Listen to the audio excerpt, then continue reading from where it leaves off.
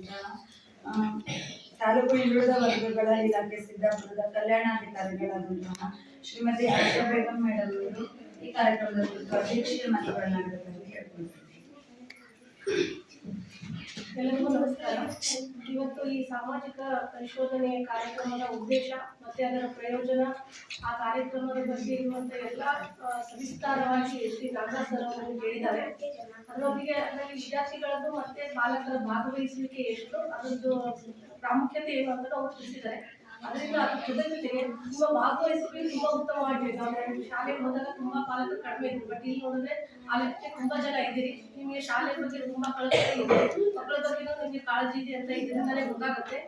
ನಿಮ್ಮ ಈ ಒಂದು ಕಾಳಜಿಗೆ ಧನ್ಯವಾದಗಳನ್ನು ತಿಳಿಸುತ್ತಾ, ಜೊತೆಗೆ ಅವ್ರು ಹೇಳಿದ್ರು ಸ್ಕಾಲರ್ಶಿಪ್ ಬಗ್ಗೆ ನೀವು ಅಲ್ಲಿ ಹೋಗಿ ಸುಮ್ಮನೆ ಹೋಗಿ ಸಿದ್ದಾಪುರ ಅವ್ರಿಗೆ ಅಪ್ಲಿಕೇಶನ್ ಹಾಕಿ ಬರ್ತಾರೆ ಅಂತ. ದಯವಿಟ್ಟು ನಾವು ಏನೇ ಅಪ್ಲಿಕೇಶನ್ ಕನ್ಫರ್ಮ್ ಆಗಿದ್ರು ನಿಮ್ಮ ಶಾಲೆ ಮುಖ್ಯಸ್ಥರಿಗೆ ನಾವು ವಿಷಯಗಳನ್ನ ತಿಳಿಸಿರ್ತೀವಿ. ಶಾಲೆ ಮುಖ್ಯೋಪಾಧ್ಯಾಯರಿಗಾದ್ರೂ ಭೇಟಿ ಮಾಡಿ, ಇಲ್ಲ ಅಂದ್ರೆ ಸಿದ್ದಾಪುರ ಬಂದ್ರೆ ಸಿದ್ದಾಪುರದಲ್ಲಿ ನನ್ನ ಆಫೀಸ್ ಇದೆ, PCM ಆಫೀಸ್, ಅಲ್ಲಾದ್ರೂ ಕೇಳಿ. ಇವಾಗೆಲ್ಲ ಆನ್ಲೈನ್ ಮ್ಯಾನ್ಯುವಲ್ ಆಗಿ ನಾವು ಯಾವ್ದು ಕರೆಯಲ್ಲ, ಆನ್ಲೈನ್ ಆದ್ರೂ ಅದಕ್ಕೆ ಓಪನಿಂಗ್ ಡೇಟು ಮತ್ತೆ ಕ್ಲೋಸಿಂಗ್ ಡೇಟು ಅಂತ ಇರುತ್ತೆ. ಅವಾಗ ಮಾತ್ರ ಅದು ಅಪ್ಲಿಕೇಶನ್ ತಗೊಳುತ್ತೆ. ಅವ್ರು ಸುಮ್ಮನೆ ನಾವು ಹಾಕ್ತೀವಿ ಅಂತ ಏನೇನೋ ಹಾಕುದು, ನೀವು ದುಡ್ಡೆಲ್ಲ ಕಳ್ಕೊಳ್ಳೋದು ಆ ಥರ ಎಲ್ಲ ಮಾಡಕ್ ಹೋಗ್ಬೇಡಿ.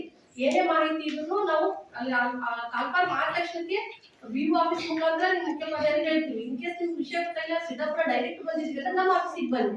ಅಲ್ಲಿ ಯಾರಾದ್ರೂ ನಿಮ್ಗೆ ಕೇಳೇ ಹೇಳ್ತಾರೆ ಅಪ್ಲಿಕೇಶನ್ ಹಾಕ್ಬೇಕೋ ಬೇಡ ಅಂತ.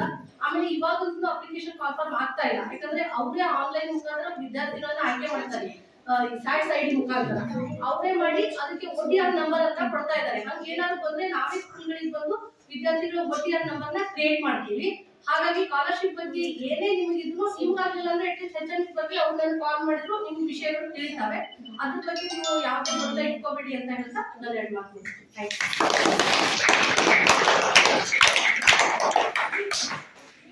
ಈ ಸಭೆಯ ಅಧ್ಯಕ್ಷೀಯ ಮಾತುಗಳನ್ನಾಡಿದಂತಹ ಆಶಾ ಬೇಗಂ ಮೇಡಮ್ ಅವರಿಗೆ ಧನ್ಯವಾದಗಳು.